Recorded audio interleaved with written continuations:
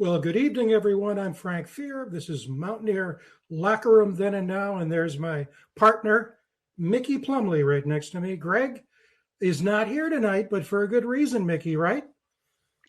A very good reason. He's down there coaching his son, coaching, right? That's right. He's in Radford, Virginia. His son, Sid, is an assistant coach for Winthrop University, and they're on the road tonight, not too far from his place in Radford. And so there was a family reunion. And so he chose his son over us. Can you believe that? It's amazing. It's hard to believe. It's hard I to mean, he, believe, he Frank. treats us like family, especially when he asks for money. But when it comes to, no, actually, we encouraged him to not feel guilty about that at all. It's a big deal. You know, many of you know Greg was a longtime high school coach and actually coached Sid and other sons too. And now he has a chance to really see his son. They're doing very well. They're in first place in the Big South. They're a favorite tonight, and I wouldn't be a bit surprised we're going to see Winthrop in the big dance in March. So Greg's not with us tonight. He'll be with us next week, and we're pleased tonight to have as our guest Mike Fox, who's going to be with us just in a second. We're going to talk about football, WVU football, obviously, and we're also going to talk about Mike's great ideas in terms of, I would say, revitalizing or making the nil and the financial allocations to players more relevant and responsible. We'll get to that in a minute, but a couple of things first. Mick wanted to bring up just a few words about WVU basketball, and then a word or two about, believe it or not, WVU baseball. The women are playing tonight at 9 o'clock on ESPN Plus. They are a half game out of first place in the Big 12. Had a big win at home the other day against Baylor. We were talking about that with you and Craig and I the other day. A great win against Baylor. They're playing Colorado tonight. So if you have a chance at 9 o'clock and you have access to ESPN Plus, you can always follow it on the ESPN app. That's a really good team, a very exciting team. And then the men tomorrow night on ESPN2, I believe, are going to be playing Cincinnati. Tough game. They had a rough outing against, I shouldn't laugh, against Baylor. I'll tell you, Mick, the ball simply would not drop for those guys. I'll tell you, just really an off night shooting for him. I think it was 27%. And, the big guy there goes 1 for 15 on his 3-point attempts on Honor Huff. And just an really bad night shooting for the guys, which I think led to their demise.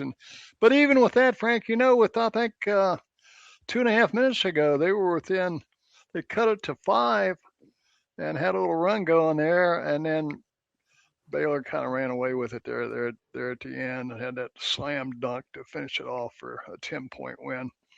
So one of those, you got to win the ones at home to remain competitive in the Big 12. So, but I'm looking forward to good things tomorrow night. They beat Cincinnati the first time around. And let's hope they can make it a season sweep tomorrow night up in Cincinnati. Yeah, that's tough. The last couple of games against Cincinnati. I remember the game last year when they were down, I think, 10 points, Cincinnati, and then I think hit 3 consecutive threes within no time flat. And if they had made the fourth one, if I remember correctly, Cincinnati would have won that game, which would have been a miracle. Well, the Cincinnati game is important, no question about that, because WVU is on the bubble here. You never know what's going to happen in the Big 12 tournament, but they have a huge game Sunday, national TV at 1 o'clock against Texas Tech. And so, let's keep our fingers crossed. It'd be great if they beat the Bearcats tomorrow night on the road and then come back. They've got a center, Texas Tech center, Toppin, who is unbelievable. He's a pro. No question he's an NBA or a future NBA. Or he could be playing in the NBA now. But that'll be a great game. That will be a appetizer for the Super Bowl. So, and last thing before we get into WVU football is that, believe it or not, baseball is around the corner. On February, I've got this written down. I want to get the date. February 13th, Friday the 13th, which is Friday after next, WVU opens the season at Georgia Southern at Statesboro, 3-game series there. And this is this is the crazy thing, Mickey, is that the opener, the home opener for the Mountaineers, is against Canisius College of Buffalo, New York, on February 24th. Now, what are the what are the odds? Do you think that game's even going to be played? Not very good. Not very good. You know, they usually take that trip down south to get the season kicked off when I lived in Atlanta. It was 3 years ago. I got to see them right at the beginning of the season.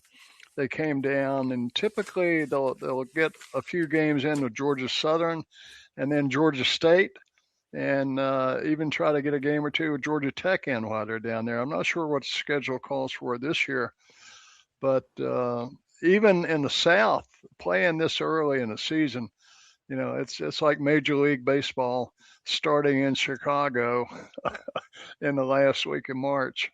Not where you want to be. Yeah, and I'll tell you what, they have a really good team, great recruiting here. Uh, and I looked at the schedule. I think Liberty's next, but I didn't look at it that closely. What I did look at is who they're playing out of conference, and it's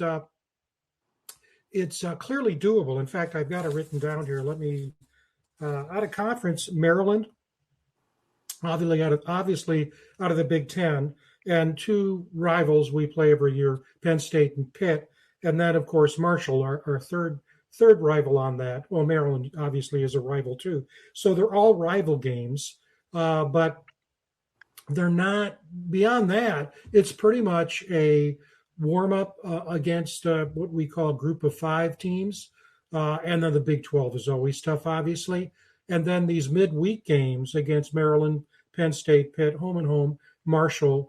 I think we may play Marshall three times. I'm not sure, but those will be home and home if they play two. So I think it's exciting, and as I've talked about on the show, it's one of the reasons I have ESPN Plus. Not a plug for ESPN Plus, but I watch Mountaineer baseball much more than Major League Baseball. It's incredibly exciting. Tony Caridi's son does a great job broadcasting the home games on ESPN Plus, and so it's going to be exciting. Certainly will be. I tell you, last year I really enjoyed watching them playing in the regional and the super regional. Never forget that LSU game last year Oh where man, they almost came back from that. I think it was 9 or 10 run deficit. They almost came back and took it, but they're a very exciting team to watch, and I think we are looking for bigger and better things this year than we had last. yeah, I'm glad you brought up that LSU series, and then going on the road at Clemson. The ACC obviously takes baseball very seriously and beats Clemson at Clemson in a series to get to LSU. Yeah, Yep. exciting stuff. So, but the other thing, and you and I and Greg talked about this over the phone. Um, what's the best way to frame this about WVU football? It's been tough, obviously, since Coach Brown left, because you knew, based on experience, not just at WVU, that when there's a transition like this, particularly when a coach is brought in as late as Coach Rodriguez was, when recruiting had already clearly been in gear for other clubs, it was going to be a work in progress, and so uh, you knew there'd be a whole cast of characters. And then it was pretty clear to us that the group that was brought in last year, not a lot of them would continue into year two, and that has happened. And so what we have, that's my son. We'll turn that off. What we have now, though, is the beginning, really, for the first time since what would that be, the 24, December 24, where we're beginning to see some stability. WVU had a great recruiting season for the freshmen, and also a great portal recruiting season. And Mick, I was looking at this the other day. Tonight should be, or would have been, our busiest night in terms of reviewing the roster, because in the old days, was just a few years ago, the first Wednesday of February February. was the signing day. Yep. and it's a nothing burger now because your comments here. You got to get those kids in the December signing. You can't wait until the February signing. So it pales in comparison. Well, and the good news, I think, there, Frank, is Rich Rod was able to get a much earlier start this year than he was last year. And one of the points that I made a couple of shows ago that I think the average viewer or the average fan may not have an appreciation for is how important it is to get these kids in, particularly the early signers out of high school and the transfer portal transferees, to get them in for the winter workout program, to get them in for the winter weightlifting program. And weren't able to do that last year, which I think disrupts the continuity. I'm sure Mike can speak to this some when he gets on there too, but those winter programs are extremely important to building not only strength and durability and flexibility, but it brings the team together before you get to spring practice. And of course, last year, a lot of the kids that we signed in the transfer portal didn't even show up until a couple weeks before the season started in August. So at least we're over that hurdle this year. Yeah. I think about 95% of the transfer portal guys are already there. I've been following social media on who's winning the weekly lifting warrior championship, and some good stuff going on right now behind the scenes. Yeah, what you're saying, of course, you've been through it, experience, and know how important those winter conditioning sessions are. And then what it does, I think, even though it's not called the spring game anymore, leading into the spring practice and the spring celebration, that last public event is really, really important. What we might do now, Nick, and we can bring in Mike with us too. Darren, if you could put up graphic number 1, which is the roster numbers, and let's talk about this. This is fascinating, actually, when we look at, because we've got holdovers from last year. I shouldn't say holdovers, but guys who still have eligibility from last year. We've got those who left and left to go into the portal. We've got the early signees for coming out of high school, and then we've got the portal guys. And you see, we lost Darren here. I don't know if he's going to be able to get that up. But when you see it, you will see that we're still faced with the same issue that we had last year, and that is we still have many more guys in the fold than the NCAA allows in terms of scholarship. We're at about 118 right now, and that doesn't include any of the guys that went into the portal who aren't signed by others. Right. That just includes the guys that have remaining eligibility. And let me see, Darren, were you able to get that first one up? He's trying to get it up. There it is. Nope, the first one, number 1. Yeah, on that 118 figure, Frank, the cap is, according to NCAA regulations, you can only have 105. Yeah. So they'll still have some cutting down to do. There it is, right there. And let's bring Mike in on this too. One of the things that's interesting, and we haven't talked about it a lot, Mike, is how many players still have eligibility who didn't go into the portal. And so you can read the numbers there. But so we've got a number of people who, I looked at the 2 deep today, Mike and Mick, and I didn't, again, it's very early.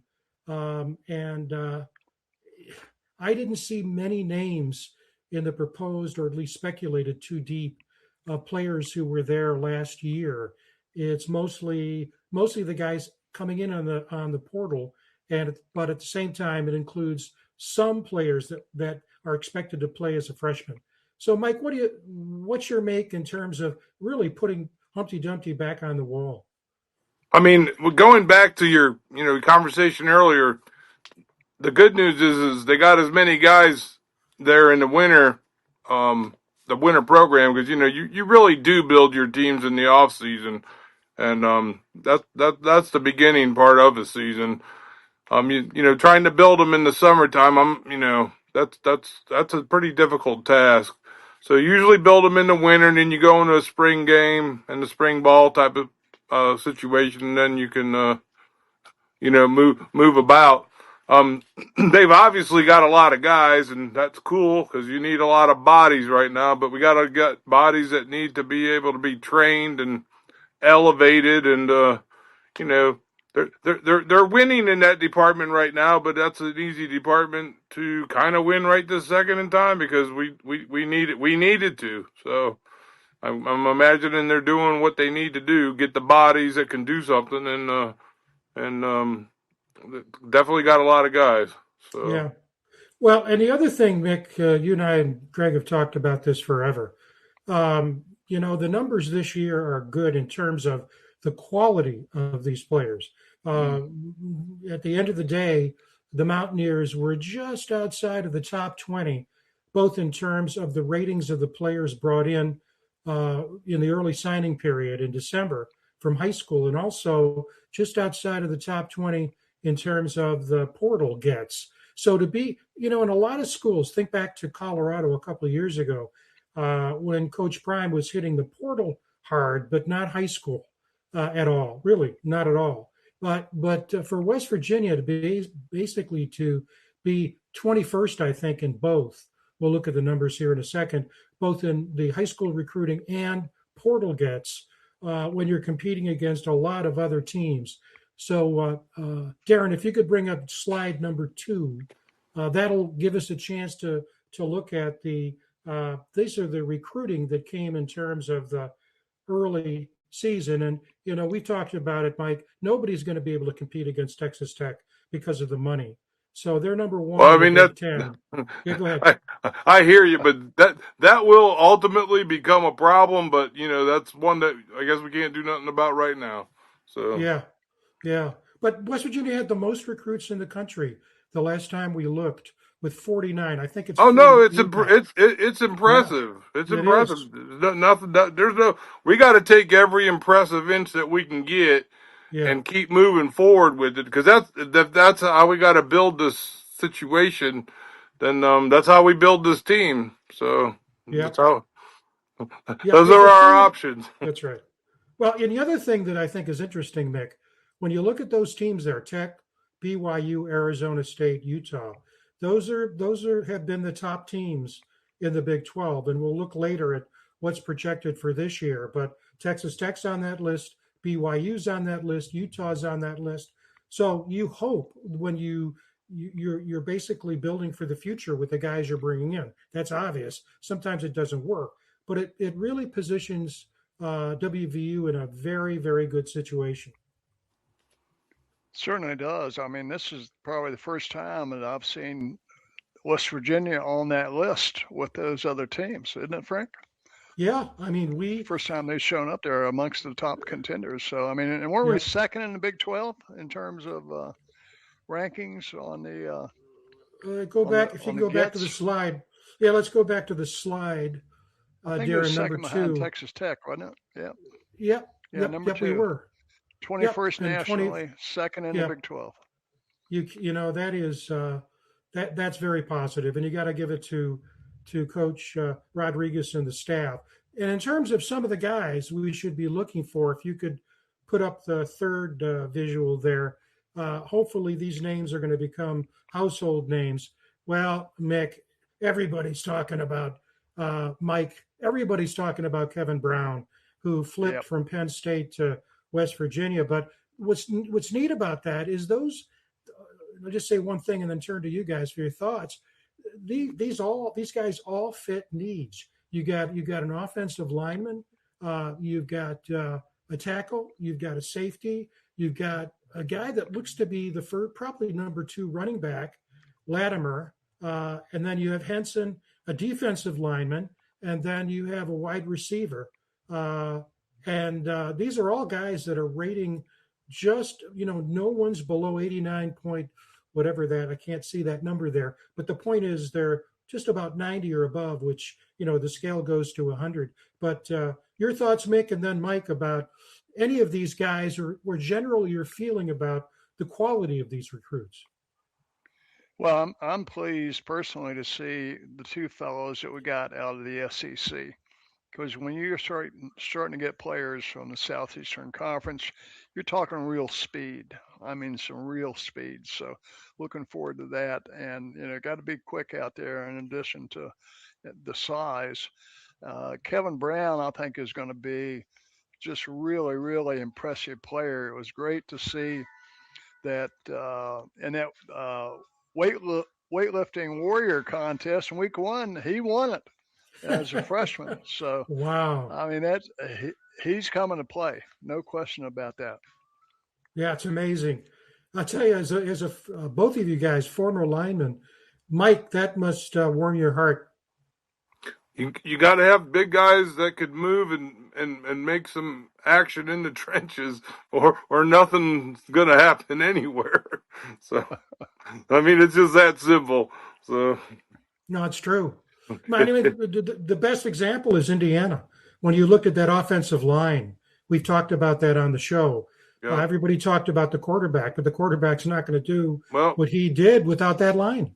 Well, I mean, not to get ahead of us, but I mean, there's a heck of a blueprint to look after. You know what I'm saying? So for them to be able to pull Indiana out of wherever they pulled them out of and then put them on the field like that, I mean, that coaching staff did an outstanding job. So I mean, there's no sense in trying to reduplicate anything, because we live in a copycat league, and we always have lived in a copycat league. So, I mean, there's some things from there that we should probably take and try to utilize. As far as, I don't know what all their budgets was over there, but I don't know any of the other parts of it, but they definitely had a heck of a team, and they had a heck of a coaching staff. So, there's a number of things. Here's a factoid that I didn't realize, and I was sort of shocked when I looked at it. I looked at the year before Cignetti got there, and Tom Allen was the coach. He was the coach for a number of years, and they had a bad season, I think 3-9, but they started to get much better toward the end of the season. They lost 3 of their last 4. They beat Wisconsin, but the 3 games they lost total of 10 points, so average of 3 points a game. And they did it because they had one reason is they had a hell of a quarterback. And I looked, their quarterback was Brendan Sorsby. Well, Sorsby left when Cignetti came in. He goes to Cincinnati, turned Cincinnati, one of the big reasons Cincinnati got turned around. And now he got one of the biggest nil contracts. He's going to be the starting quarterback for Texas Tech this year. And so, a number of things lined up, I think, for IU. Cignetti was a big part of it, bringing all those players from James Madison. But the fact of the matter is, I think, like happens so often, you can see the beginning, maybe a little bit before most people say, well, it happened, as soon as Cignetti got there. But when you look at the last couple of games the year before, not bad. Let's take a look at the portal. Go to the next one, number 4 there. And here's the offense. And you can see we brought in 34 guys into the portal. 44 left. And so if you look at the offense there, that's very interesting. And I'll turn to Mick on this. It's going to be really interesting. I was looking at some beat writers' comments today. This Michael Hawkins, you talked about the SEC, the transfer from Oklahoma. We all love Scotty Fox. But boy, I wouldn't bet against Michael Hawkins when the smoke clears being the starting quarterback next year.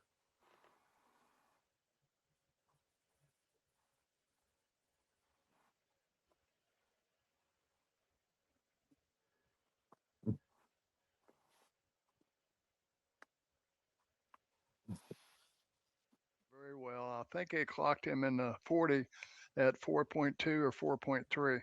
Wow. Which is extremely fast. So he's going to bring not only the passing threat, but the running threat as well. And, having played against SEC competition, he'll come prepared, ready to play as well. So some real impressive gets there in the portal. Wow, The one question, before we leave this point, Frank, I'm just curious. The kids that we had that went into the portal, like Nico Markale, for example, that nobody picked up. Isn't there like 33 of those guys still out there that nobody picked up? Is that the number, somewhere in Yeah, the it's 30s? And yeah, at the bottom of the chart, I think I didn't look today. It was yesterday. There were 22. 22 Mountaineers 22. Okay. went into the portal and haven't been picked up. And Okay. I think 9 have been picked up by Power 4 schools. And so half of the players that went into the portal, in some cases months ago, are still looking for a team to hook up with. And this goes, I'm glad you brought it up because it goes back to the point we talked about last week that I think bears to be brought up again this week. There's not going to be a lot of room, just to speak of the players who didn't go into the portal, in terms of those players in the portal who may seek, can they come back? That's going to have to be worked out. Another offensive player that is going to see a lot of playing time, who I think was the leading rusher in the country, is that running back Cam Cook from Jackson State. And the other thing I think, Mike, is really important, this Caden Luke from Arizona is a true fullback. And you saw it toward the end of the season last year. West Virginia was using big men in goal line situations. And I think we're going to see a lot of Caden Luke in that particular situation, where we get close to the goal line and need a big body. Go ahead. Nothing like getting a big body to help hammer it in there. So yeah, and go ahead. And if he's obviously going to be talented enough to do the other things too. Hopefully he can catch the ball and run the ball as well. So. And they got good linemen there too. I mean, if we can go back to that chart again, Darren, already, I don't know if you've been reading about him, Mick, or not, but this Devin Vass, the transfer on the O-line from K-State, and also this Karsten Cassidy, as well as Cameron Griffin from Jack State, that offensive line looks to be a lot stronger than it was. Also getting a lot of you got DJ Epps, got a lot of press at Troy.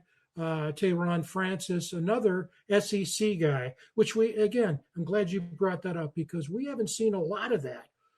Getting guys out of the South, getting guys that either were at or otherwise would be at an SEC school.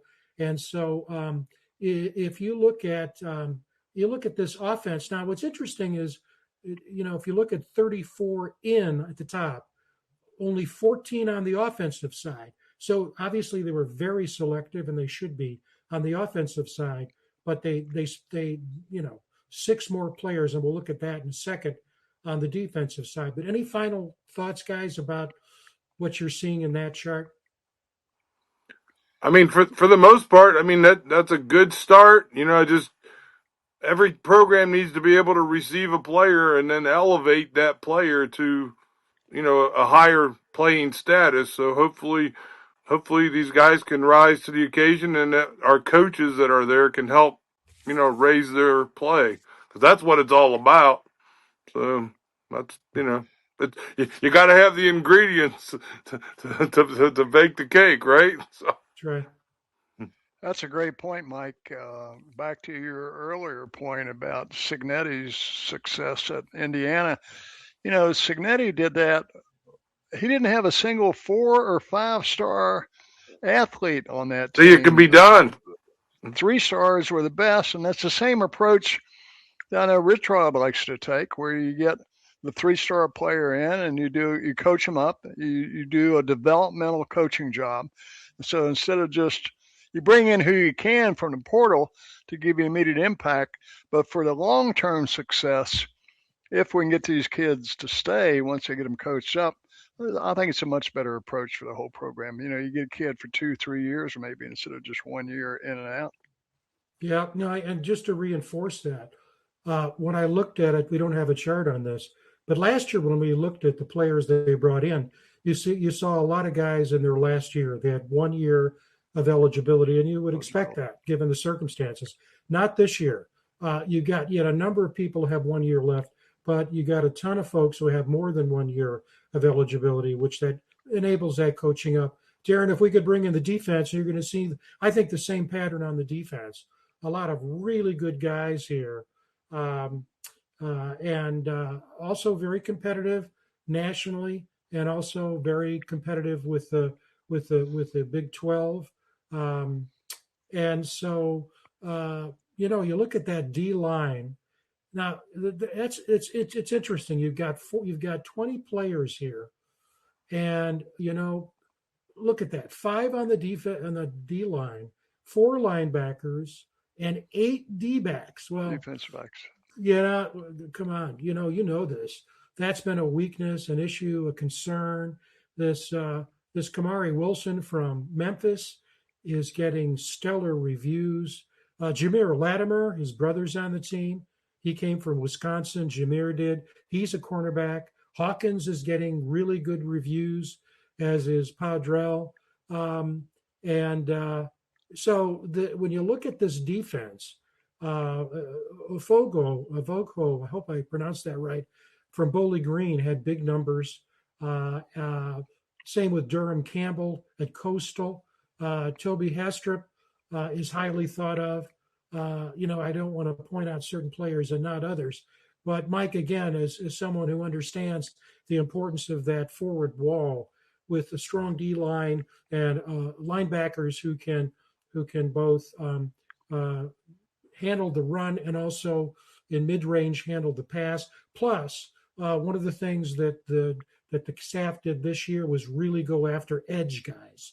And that's really important. Those edge guys are so critical. We saw time and time last year, the quarterbacks just had too much time to throw. Well, yeah, I mean, it's a throw league. We live in a pass happy league, and you better have some D backs that can play some real man and keep the ball away from them catching it. So yeah, it's pretty simple, but you got to have guys that can do it. So, yeah. But you have to have guys that can teach it too. So I'm not saying we don't, but we got to be able to teach it. We got to elevate the players with the coaching staff, and because just because they're a 4 or 5 or 3-star or whatever star they want to be, they got to keep going. This is just the beginning part of their life. Mm-hmm. That's right. There's a lot of competition out there. So that's right. Everybody's sitting back in their castles figuring out how they're going to, execute next season. They looked at what Signetti did and be like, wow, there's a blueprint to go look at. So I mean that's a lot. I was pulling for him. That's a big deal. So yeah, it can be done. So Amen. Mick, your thoughts? Well, just the one other player on there we picked up on special teams, that Nataro kid from Alabama, the punter. I think that's going to be a great addition for us as well. Yeah, I mean, that was a surprise that you and I've talked about that with Greg. They had to remake really those special teams. And again, I'm as a former administrator, manager, you're looking at it may be football, but you're looking at the mindset, what they're doing as they put the pieces on the chessboard. And one of the things that we know we have to improve on is that we've got to put on kickoffs, we've got to put that ball into the end zone. Too many times we didn't do that. And it got better toward the end of the season, but that player left. And so they recruited specifically, and I'm trying to remember his name now. It's on the list, but I'm not going to be able to remember. Yeah, I mean, the bottom line, absolutely. Special teams is 1/3 of your output. So most of those games are determined by field position and 3 points or less if it's a good game. So you obviously, want to, keep them as far back as you can, and you obviously want to be able to make your field goals and extra points, because if you don't, you run a high chance of losing a close game, that's right, big time. So no, you're absolutely correct. Well, let's look at some of the players. Put up the next one, Darren. As we did, we looked at some of the highest rated kids coming out of high school, and here are some of the top 3 rated guys coming out of the portal. And Cam Cook, we already talked about him the running back from Jackson State. Mentioned Devin Dass, the offensive guard. He's to the upper right, Kansas State. And I mentioned Kamari Wilson, too. And again, if you think about it, those are three positions. Last year it was painful. The question was, well, who's going to be the running back this week after Jaheim White got hurt? They've got really good running backs. They had good running backs, but we are injured a lot last year. But those are only three of the guys. But again, impressive. Good running backs, they're only good when you have a good offensive line.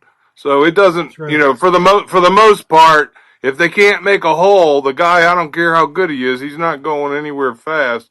And more than likely, some of those people got hurt because we couldn't make holes and knock people off the ball the way we needed to. So It goes both ways, but, not giving anybody any excuses or nothing, but it's, running backs need holes if you're going to let them run the ball. Well, and it's Mick, your thoughts with Coach Trickett coming from Jack State. Guys like Devin Dass they're going to be coached up, no question. No doubt about it. I think it's a major improvement, and I think I mentioned a couple of shows ago. I think getting Coach Trickett in there coaching the offensive line is going to be worth at least one additional win for the program. He is really an excellent. Probably more than that, but I hope so. Yeah. We'll, it's amazing. Let him work his magic with those guys. Yeah, we had him on about 6 months ago, and it was very interesting. He doesn't do a lot of interviews, but you could see how the mind works, and he's been at it for a long time. So, a quick one we'll look at, Darren. The next one. Go ahead. I'm sorry, Mike. I tell you what, offensive line coaches, good ones, like Trickett's a very good coach. So I expect him to, cover every detail because every square inch or every movement to the left or to the right that an offensive lineman makes, whether it's a run or it's a pass, every quarter inch matters. And that's how detailed you got to coach that position. Because when they snap the ball, man, everything gets crazy out there. But if their feet are in position and their hands are in position and everything is in position, they'll have success. And if they got somebody like him coaching, maybe they're going to push them over the edge. So that's a good thing. So, but every movement matters. I mean, the same goes on defense, but we're just talking about offense right now. But it's a quarter of an inch at a time, really. So if you go one way or the other, you can be way out of alignment. So running backs only need 6 inches. They're through the roof. That's right. Absolutely. Just if we quickly could put up the next one, we won't go into great detail, but one of the things that we've been really thirsting for is depth. And we thank Keenan for this. And this is a preview of the linebacker room. If you go on WV Sports, and you look at January 28th, Keenan's, who's been on the show a couple times, his article is there. Certainly we had some key losses. Those names are important. Obviously, Reed Carrico came from Ohio State. Chase Wilson came in, I think, from Colorado State, if I remember correctly. Ben Bogle, unfortunately, we lost him to the portal. But, we got two guys coming back, Cutter and Woods. And then you can see between the high school and portal, we brought 11 linebackers in. Now, how that's all going to shake out, what I'm reading already is that obviously the early line is to the portal gets, and Tyler Stolsky's name comes up and a Fogho too, as well as Harper Holloman and as a bandit, along with David. But we're beginning to see some depth here. So you got 13 guys who are going to be at least 13 guys in that linebacker room, because those key returnees don't include all the returnees. But Mickey, that gives me hope. Plus, the ones that are borderline, they can potentially participate in special teams. You know what I'm saying? The other third that needs to, get over the hump. Just saying. They got Mickey, they got yep, a different athletic ability to do some of that. yep. Mickey, your thoughts? Well, a lot of change there at the linebacking position, no doubt about it. It's going to, I think, a large part of our success on defense. I feel more comfortable with the changes that we've made in the defensive secondary than I am with the risk that we're facing in some untested, untried linebackers at the LB position. So I think that's going to be a real question mark to our defensive success this year, probably more so than the defensive secondary or the defensive line. But Yeah, hopefully those guys will step right in and get coached up and do their jobs. yep. Well, I Just do think your Chris. job. That's what they say, right, Mike? Yep, I'm pretty sure Chris Herring is still there, right? I think so. Yeah, so I would count on him, helping them make sure they did their job. I think they'll be okay while he's there. So he was the linebacker when I played, so he knows how to do linebacker. Great, super. All right. Well, one last thing before we turn, and we wanted to do this in a 30-30, split the show. We're just about there in terms of time. Is how does this all look in terms of the schedule? And so, if you could put the last visual up there in terms of what people are saying. Now, these are early predictions, and what they're saying for the most part, and this comes from a USA Today article, is that Texas Tech, BYU, Utah, and Houston are considered to be the front runners. Arizona State's not there, surprisingly. Kansas State had trouble at the end of the season. They're not there either. But you got Texas Tech, BYU, Utah, and Houston. And the interesting thing about this, and we talked about this earlier this week with Mickey and Greg, if you look at our schedule, while we don't play BYU, I mean, they got a ton of people coming back. Birchmeyer at quarterback. They got the running back coming back. They had success in the portal, but we don't play BYU. We play Texas Tech, we play Utah, and we play Houston. But what's interesting about this, Mick, and we talked about this, as I said the other day, they all come late. These are late games. They're all November games, 2 on the road, 1 at home, which means that, again, trying to predict the future, you know what it's like, it's tough. But the point is that it'd be much more difficult if these were early season games. You have a chance to get a running start. Not that the other teams can be taken lightly, because they can't. But I think there's something to be said about the teams that are considered the front runners. You don't have to face until later. Now the downside is you're playing in a cluster situation at the end of the season.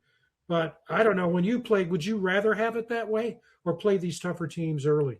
Well, a lot depends on the schedule, like you're just pointing out, and if you got the big fight at the end, then it gives you hopefully enough time to get better to get there, because that's a heck of a gauntlet, one way or the other, any way you want to cut it. So, I mean, from a TV perspective, obviously, it's at the end of the year where people, things are getting narrowed down, and it, creates even more excitement and so on and so forth, which creates more viewers. But, you definitely want to be able to, be ready for the challenge. And, if that's where they're at the end, then, you got a beginning that you got to have a strong beginning too. If, your first couple games aren't put together well, especially good games against competitive opponents, then you'll know what you'll have to do. But being this year, it seems like we have a lot more time with our players, with an off season that's going on, and a lot of extra Jimmys and Joes there to fulfill the football program in a better way. So, I mean, take them in the end. if that's where they're at, that's where you got to take them. Can't rearrange the schedule today. That's right.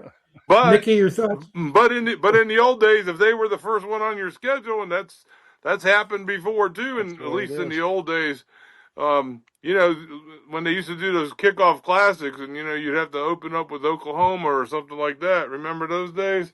Then that you better get an edge on early in the winter, and then the spring game or spring practice. Yep. That's how I see it. Mick? Yeah, I agree with Mike. Two thoughts on this. Number one, I think the makeup of your schedule has a big impact on the team morale. If you get off to a relatively easier start, I mean, we're playing UT. Was it UT Chattanooga, Coastal Carolina, UT Martin, and although Coastal Carolina always been competitive. And then we got that have a real test with Virginia coming up in the third game of the year down in Charlotte. But if you're asking me for my druthers, I'd rather have it this way. If you are going to be in a heavyweight championship bout, I want to have several preliminary bouts against the lesser known, less qualified contenders before I work my way up to taking on that heavyweight for the heavyweight championship. So I like the schedule the way it's laid out this year. Yeah, because we're still development. Yeah, with 49 kids coming in from high school. Yeah. Go ahead, Mike.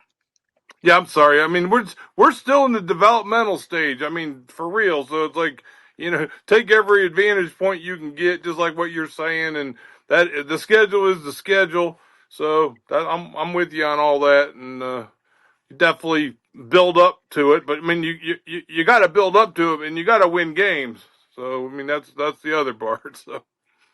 Yeah. The other thing is that we're going to have some teams that have been high flying, but they've lost their coaches. A new coach at Kansas State, new coach at Iowa State, new coach at Utah. I mean, these are all new coaches, and it's you have no control except on your schedule, except the quote unquote preseason games, so to speak, or the pre-league games. But the way that the league lays it out, we have more. I think this is a year that we have 5 home games, 4 games on the road. So you don't have any control over that because that alternates. The bottom line is, I agree with both of you guys. This is a very, first of all, you have to play the teams that are on your schedule, period. But I think this is a schedule, given where WVU is at, that I think is good.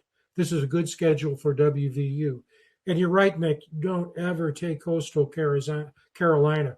Like Georgia Southern, don't take teams like that. I mean, they've beaten some big teams. Look at what happened with us at Ohio. But at the same time, we're playing Coastal Carolina at home. It's early in the season, playing UT Martin at home. Virginia, as you're right, is going to be a tough go because they found their sea legs in football after a number of years. But thanks, guys, for helping us go through that, because I think what it does, I was really excited to look at this because we couldn't have done this last year.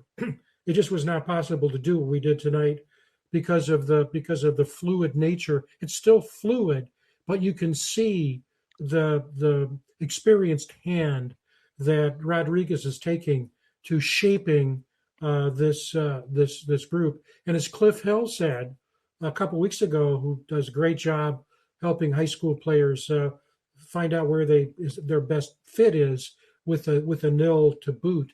He said, the second year is going to be an improvement. He predicts. He said the third year he thinks is going to be the thing to really look at. And so I think what Mike said, it's probably hyperbolic to say, well, let's look at the IU pattern platform and then replicate it. But without going off the rails and talk about WVU as national champion in 3 years, there are some similarities in terms of how IU was built and what Rodriguez is doing. So that's a good thing.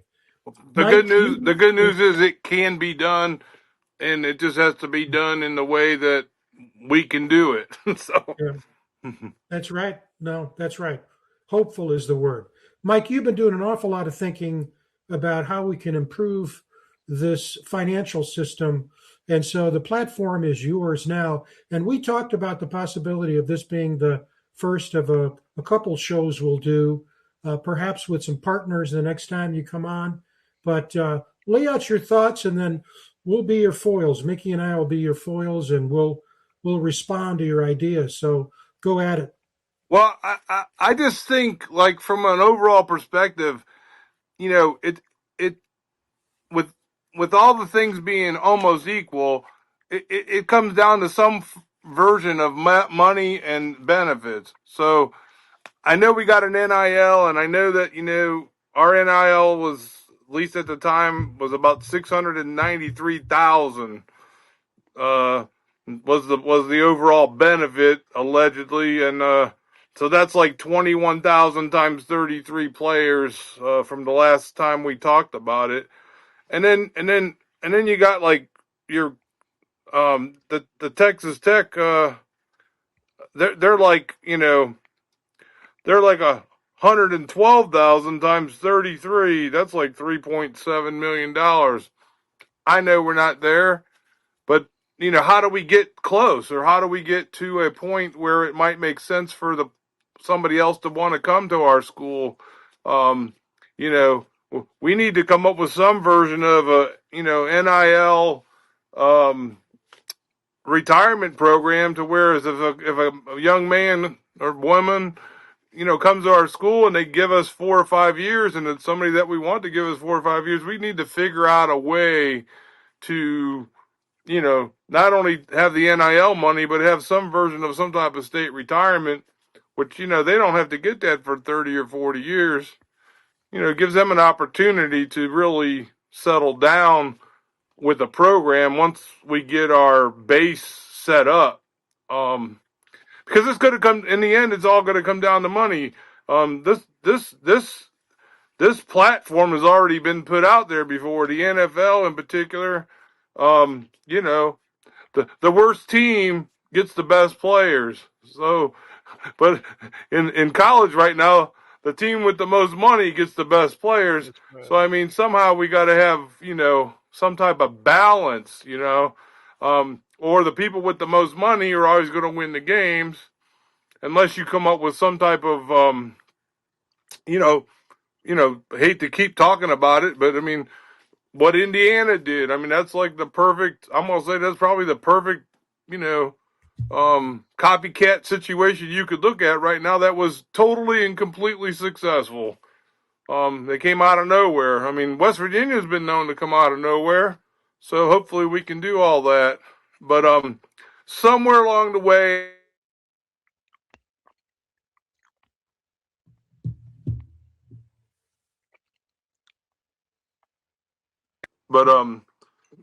some way, shape, or form, we need to figure out a way to give benefits to these athletes. And I'm not just talking about football; it could be all the athletes. And that's way you can get them. If you're getting good at picking them, then you really want them to stick. You don't want them to leave. You don't want them to leave because, hey, guess what? I can go jump in the portal and I could go make 500 more grand someplace else, or whatever the number is. So,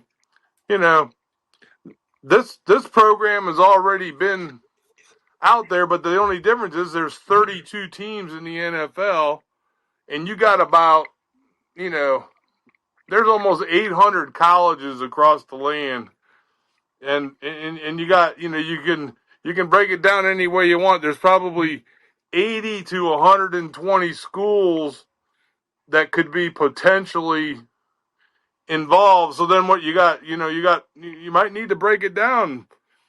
40 teams in this one, and 40 teams in another, and 40 teams in another, because, they can make it really sexy. And, every one of those teams could have some version of a draft, or every one of those conferences could have some version of a draft. And maybe there's a way we could feed off of other schools around us, just like bigger schools and bigger states could, feed around the other guys, and keep pulling them up.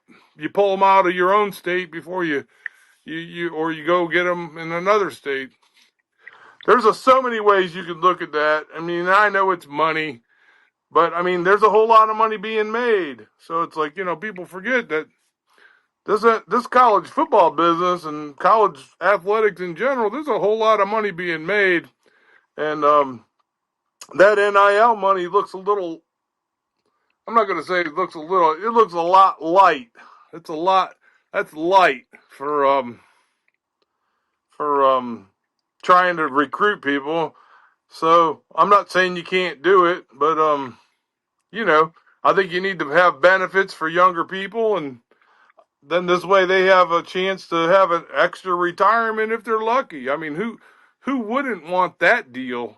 If you really want somebody, and to maybe you get them to play for the future versus, hey, I want all the money right now, because you don't need all that money right now. You need that money when you get older, and when you're not so when you're not such in good shape anymore. So I just think it would be great. And, we got lots of alumni brothers in all the athletics. They're all in different type of financial fields and so on and so forth. You got guys like Matt Ratcher, Andre Johnson, Pat Marlette, and these are just guys, they're in my time frame. I'm sure they'd love to be able to sit down and say, hey, this is what you do, this is what you don't do. It's what you get in trouble with the things that you don't, that you shouldn't do, but you learn a hard lesson if you do it, and then you get smacked with it. So these guys have been in the markets for 30 plus years, so they know how that stuff to survive downturns and recessions, etc., because we've had a couple along the way. Mm-hmm. So I just think, some way, shape, or form, it looks like the coaching staff's doing a great job getting players. So we got, looks like we got better ingredients this year. And, we just need to figure out different mechanisms to move the team forward. I mean, from one of the last things I looked at, and not trying to take away all the high scores that we're getting in the player department, but it'll be really interesting to see. One of the last things I looked at the end of the year after the Texas Tech game is where we finished up across the board, across the whole country. It was basically number 78. Okay? So somehow we got to be able to go from 78 to top 25 or higher. And this year we might be able to get in there. I'm hoping so. So, we got to we got to be number one in a lot of categories, and that's basically we're baking the cake with the ingredients, and we got to get in that top 25, top 17 or 16. It'd be great to be able to have a chance to even get in the playoffs. So, I like Rich as a coach. I think he can do it. I just think, we just need to keep elevating the players at every position so they can do it, and hopefully we just get some good guys in there. But it comes down to finance, and lots of finances it is, and hopefully along the way they want to figure out how they can spend more money instead of less money, because when you're in a numbers game like that, it looks a little bit lopsided, so to speak. So you wouldn't want to. Would you have a losing season if you knew if you added doubled it up and added some form of a retirement that benefited the team and the whole aspect of a team, and kept that player in West Virginia? I just think, NIL is just a nice word for, separated money. So we're going to give you NIL money because we don't want you to be over here in this pot of money. So, kind of crazy, but they don't mind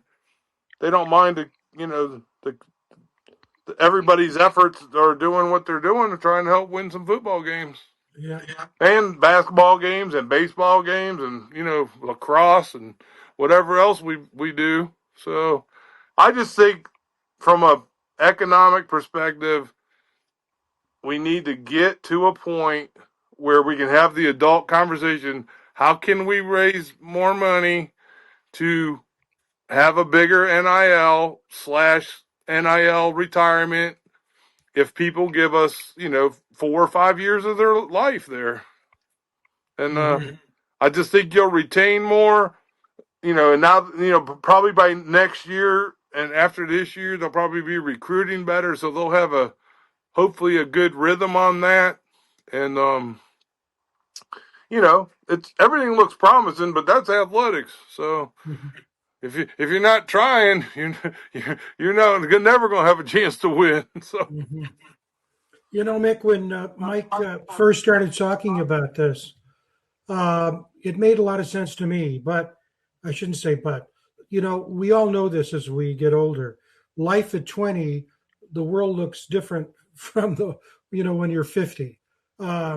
But this concept of a deferred compensation of some type, to be able to have the money set aside for later in life, I don't know if that's something that would be appealing to players. My guess is, and I'm just speculating, I don't know, that it might be more appealing to, let's say, the parents or those who would like to see money set aside for later. It might make sense to donors to know that the money is going, as Mike said, you've invested how many years with West Virginia. There's going to be a payoff for that financially that's going to be in your future.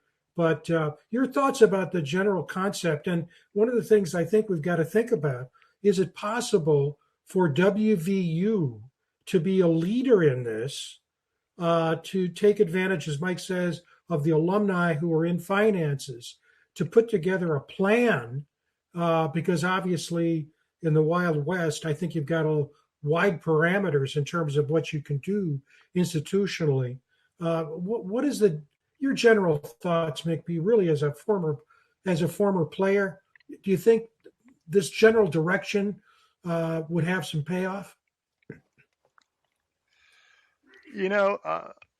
I think it depends on who's influencing the decision that the young person is making. If they're making the decision themselves, quite frankly, going back to when I was 18, 19 years old, give it to me now, which is what everybody says right now. But to those whose parents are having a big influence on the decision that their son or daughter are making, I think it makes a lot of sense. I like the deferred compensation idea personally. It's almost like you're treating them like a state employee. You're coming to work for the state of West Virginia. You're going to give up it's the 4 or idea. 5 years of your life. Yep. Like a state employee, you're going to have not only perhaps, to take it a step further, a pot of money put away for retirement, but health benefits. If you could include health benefits in later life, along with, just a pot of money sitting there, I think that would embellish the idea a little bit. My question would be this: so West Virginia University decides to do this. What stops Texas Tech from deciding to do exactly the same thing? And now they're doing it also, but they're doing it times 10 what West Virginia is doing it. I like the idea, Mike, but to me, I think, Frank mentioned the Wild Wild West. Somebody needs to step in and put some limits. And you mentioned different divisions. The NFL has got this thing planned out pretty well. They do everything pretty well. 32 teams, easy. There you go. You have maybe three college divisions: Division A, B, and C, 1, 2, or 3. You go back to geographic competition, with teams competing against their old rivals locally. And each of those 3 divisions has a cap, just like the NFL has a salary cap. Each division would have some sort of monetary cap that they could choose to invest in their player personnel.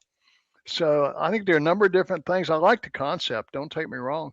I think it's a great concept. Well, yeah, I mean, my whole thing is get the veteran players that's done all this and played and dealt with the finances for the last 20, 30 years, and actually sit down with these people and talk to them and tell them, hey, this is what it's really all about in the end, okay? Because we're at the end of the damn rainbow now.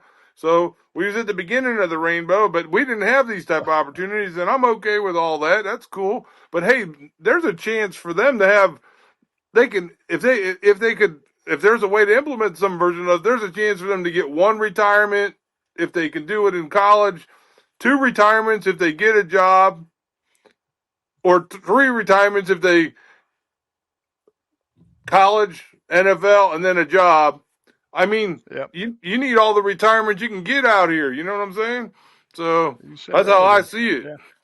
No, I like the idea. I really like the idea. My only question would be, and you make a good point. It's the guys that have lived through this, that have been successful in the financial world. They're the ones that need to get involved to help sell this, I think. Yeah. I mean, there's nothing better, and nothing. It's boring, but there's nothing better than 30 years of compounding interest on a technical minimal amount of money to start with that will grow over time. That really gives somebody one hell of a benefit. Plus, it helps secure someone's future. That's how I see it. Yeah, great idea. I like it. Well, I think many donors would find extremely appealing. You think of all the donors who fund scholarships. They don't give money directly to a student, but they fund a scholarship.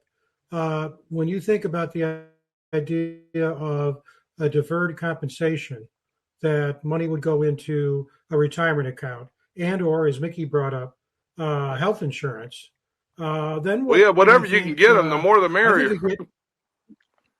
Exactly, and I think you get some donors that wouldn't be interested, but others perhaps would be willing to give who maybe aren't giving now or aren't giving at that level. And the other thing about this that I think is really important, and you and I have talked about this from the very beginning. Anything West Virginia University or any university can do to engage in a relevant, significant way its alumni, particularly those who have been, in this case, in the trenches, who've been there, done it, to be able to get their brain power, their commitment, because my God, it's your alma mater, I think is a winner. I mean I could see I could see some. Yeah, it's powerful. I mean, going back to answer one of your questions, Mickey, about if Texas Tech does something, I don't really give a crap what anybody else does. You know what I'm saying? I want to be the first one to do it, and whatever they can do. They're going to do it anyways. But I'm just saying, be the first. You know what I'm saying? And make the difference. Make the bigger difference. You make the bigger difference sooner than later, and I think you're in a better spot in the end, because then, what else? Hey, if you do give them health insurance, guess what? You can give them health insurance, and then guess what? If they move into the state of West Virginia, hey, you could use all our hospital networks in the state. Then you pull back population too. I mean, this thing could go, bigger and better than you think. So you go from 8 million to 2.2. Yeah, the concept I think makes so much sense, and your point, Mick, about someone's got to get control of this, but we know that the powers that be, and the example you gave of Texas Tech, I mean, what we got is a Big Ten and an SEC. We talked about this, and now you've got Texas Tech and the Big 12 that basically know that if they invest more money, they can really influence results, which, as we know, the NFL disallows with the draft.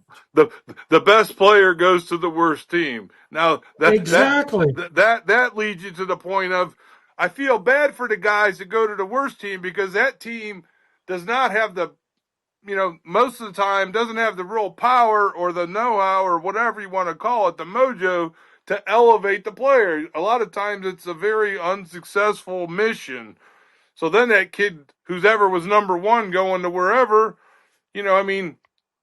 I mean, Sam Darnold is a great example that he's playing in a Super Bowl. He went from the Jets to the Panthers to a couple other places, then to the 49ers, and then he went back he was up there in Minnesota. I mean, and then all of a sudden he lands in the Seattle Seahawks. I mean, it's a good story. So, he started at the Jets. The best player went to the worst team, but then, he was fortunate enough to crawl through all those rivers of whatever you want to call that. But, did they have coaching staffs that could elevate the players? And I'm not saying nobody's trying. I'm just saying, teams that are really trying, and teams that are just kind of there. You know what I'm saying? I use the word, there are some teams that are just TV contract fulfillers, and then there are some teams that are just trying to be better. So, and I'm mostly talking about NFL, and I'm sure something similar goes with the college teams, but the college is the most, it's the teams with the most money are going to get the best players. So, yeah. Well, we definitely, Mike, really appreciate it, and we want to keep this conversation going and expand the circle. I could see a summit or a conference of some type with a circle of alums, with someone like a Kevin Johnston at the university with the varsity club, talking about how do you begin to put some ideas and eventually taking the ideas to a Ren Baker. Because what's missing right now is leadership in real terms. Well, the problem is everyone, I don't know this as a fact, but nobody wants to hear about, oh my God, I got to spend more money. But I'm telling you, it'd be the best money they ever spent in any time of their history. So yeah, absolutely. Because if you don't if you don't do something different, if you don't. You got to be the forefronter. You got to be the person that climbs the mountain. We are mountaineers, by the way, so we're used to doing things, up and out of the ordinary way. But if you don't do it first, you're not going to make yourself special, number one. And number two, you could keep your NIL money as low as possible. And, you may not get the best players. You might get players that you can coach, but we really need to look at the Signetti plan over there at Indiana. Not that I'm a big copycat guy, but I mean that somehow they did it. But I bet they didn't do it on $700,000. So that's right. That's right. That's a total. Well, great. Yep, Mike. Thank you so much, Mickey. Your final thoughts, and then we'll wrap up tonight and bid everyone adieu. Hey, this was a great discussion tonight, Mike. Thanks so much for joining us. Really appreciate your input here, and hopefully we can get you back with some of the other persons that you mentioned there, and continue this discussion down the road. I did get an email from Kevin today, and the varsity club weekend is going to be UT Martin, University of Tennessee Martin, the second game of the year. I think it's September the 12th or the 13th.